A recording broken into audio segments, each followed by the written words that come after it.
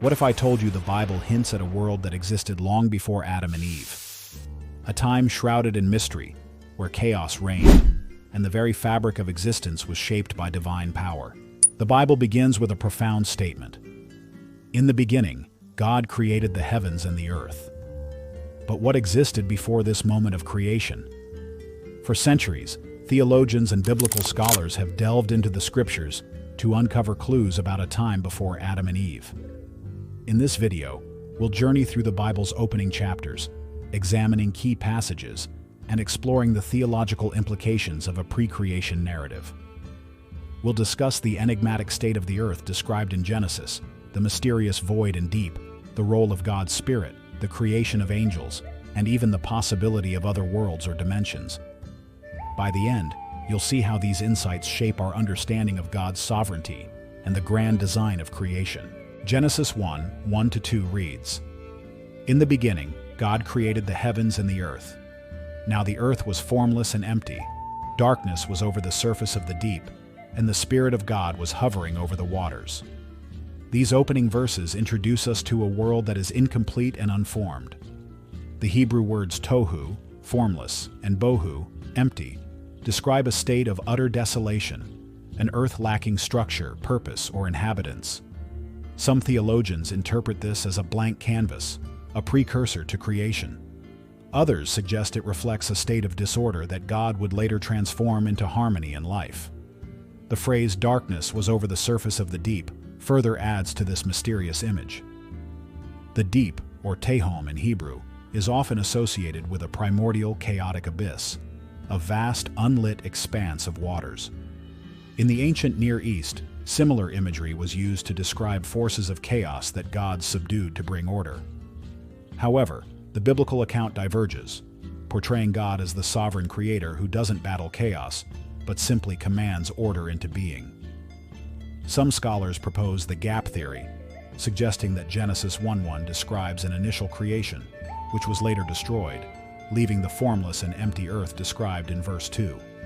This theory posits that a catastrophic event, perhaps tied to the fall of Lucifer and the rebellion of angels, resulted in this chaotic state, setting the stage for God's restorative creation. Genesis 1:2 continues with a focus on the deep, or tehom, a term often shrouded in mystery. This word not only describes a physical abyss, but also carries symbolic weight. The deep evokes an image of boundless, untamed waters, a representation of chaos in many ancient cultures. In the Babylonian creation epic, Enuma Elish, chaos is personified by Tiamat, a primordial sea goddess who is subdued to create the world. In contrast, the Bible does not personify the deep as an adversary. Instead, it serves as a neutral, albeit chaotic element, waiting for God's transformative power.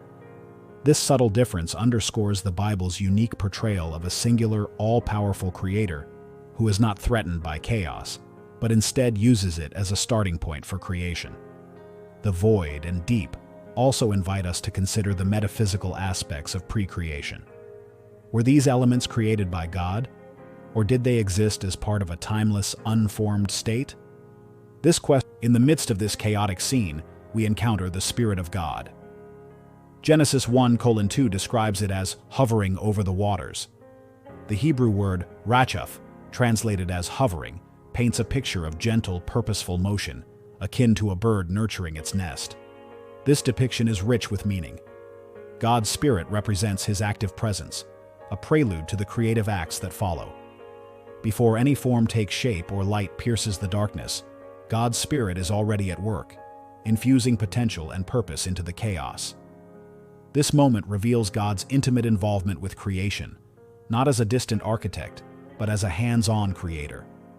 Theologically, the Spirit's presence signifies hope and anticipation. In the midst of the darkness and void, God's Spirit brings order, light, and life. It reminds us that even in the most desolate states, God is present, preparing to bring about transformation. The Bible also hints at the existence of heavenly beings before humanity. Job 38:4-7 offers a glimpse. "Where were you when I laid the earth's foundation? Tell me if you understand. While the morning stars sang together and all the angels shouted for joy." This passage suggests that angels were present, witnessing and celebrating the creation of the earth. But when were these beings created? While the Bible doesn't provide a direct timeline, passages like Psalm 104:4, which describes angels as spirits and messengers created by God, imply their creation preceded humanity. Some traditions associate angels with specific roles in the cosmos. Lucifer, for instance, was said to be a high-ranking angel before his rebellion, as described in Isaiah 14 and Ezekiel 28. Could the fall of Lucifer and his followers have influenced the chaotic state described in Genesis 1:2? This interpretation adds another layer of complexity to the pre-creation narrative. The possibility of other worlds or dimensions existing before human creation is a topic of profound intrigue. Hebrews 11:3 states, "By faith we understand that the universe was formed at God's command, so that what is seen was not made out of what was visible." This verse hints at realities beyond human perception. Some theologians speculate that God's creative work extends to realms or dimensions beyond our own. Could these have existed before the earth we know? If so, what purpose did they serve, and how do they fit into God's grand design? This idea aligns with the concept of God's infinity. As an eternal being, God's creative acts are not bound by time or space.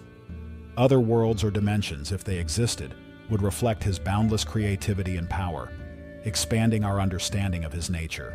One of the Bible's most compelling themes is the transition from chaos to order. In Genesis 1:2, the chaotic state of the earth serves as a backdrop for God's creative acts. Light is separated from darkness, waters are gathered, and life begins to flourish. This process reflects God's sovereignty. He doesn't eliminate chaos, he transforms it. This theme resonates throughout Scripture, reminding us that God's power is not about avoiding difficulty, but about bringing purpose and beauty out of it. The interplay between chaos and order also has symbolic significance.